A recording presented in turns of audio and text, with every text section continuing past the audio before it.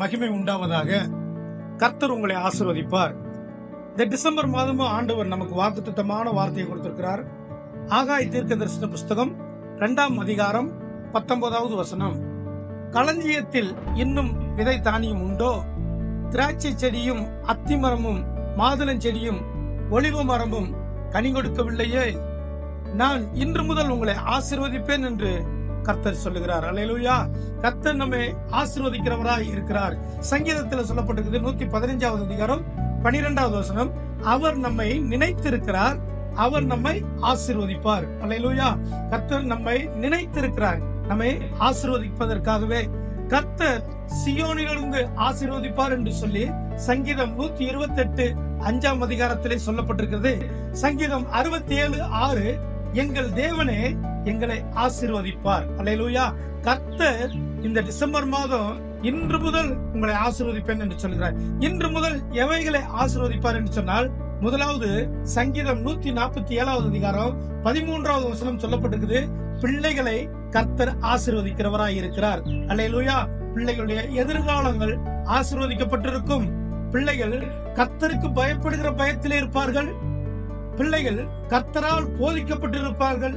ஆகவே பிள்ளைகள் இன்று முதல் ஆசீர்வதிக்கப்பட்டிருப்பார்கள். அல்லேலூயா. இன்று முதல் உன் பிள்ளைகள் ஆசீர்வதிக்கப்பட்டிருப்பார்கள். இரண்டாவது, உன் கையிட்டு செய்கிற வேலைகளை கர்த்தர் ஆசீர்வதிக்கிறார். இரண்டாவது என்ன ஆசீர்வாதம் என்று சொன்னால், பொருளாதாரம்.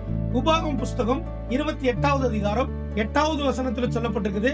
நீ கையிட்டு செய்கிற எல்லா வேலைகளும் உன் தேவனாகிய கர்த்தர் ஆசீர்வாதத்தை கட்டளையிடுவார் என்று சொல்லி. அல்லேலூயா. பொருளாதாரம், நம்முடைய கையிட்டு செய்கிற வேலைகளை ஆசீர்வதித்து நம்முடைய பொருளாதாரத்தை கர்த்தர் ஆசீர்வதிக்கிறவராய் இருக்கிறார் என்று பார்க்கிறோம். மூன்றாவது, கர்த்தர் உமது அடியானுடைய வீடு, உன் வீடு ஆசீர்வதிக்கப்பட்டிருக்கும் என்று. அல்லேலூயா.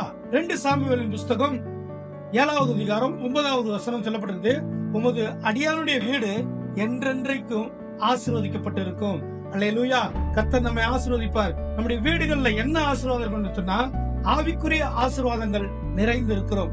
அல்லேலூயா. ஜெபம், வேத வாசிப்பு, ஆராதனை இவைகள் இருக்கிற பொழுது அந்த வீடு ஆசீர்வதிக்கப்பட்டிருக்கும். அந்த வீட்டுக்குள்ள என்ன ஆசீர்வாதம் இருக்குன்னு சொன்னால், முதலாவது சந்தோஷம் என்கிற ஆசீர்வாதம், இரண்டாவது சமாதானம் என்கிற ஆசீர்வாதம், மூன்றாவது தேவனுடைய பிரசன்னம் நிறைந்திருக்கும்.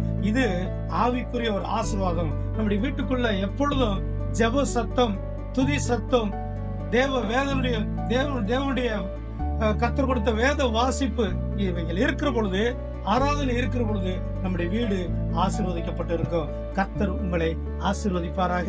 அவர் சொன்னது போல இன்று முதல் உங்களை ஆசீர்வதிப்பேன் என்று சொன்னார். நிச்சயமாய் கர்த்தர் இந்த டிசம்பர் மாதம் உங்களையும் உங்க குடும்பத்தை, உங்க பிள்ளைகளை, நீங்க கையிட்டு செய்கிற வேலைகளை கர்த்தர் ஆசீர்வதிப்பார். நாம் ஜெபம் பண்ணுவோம்.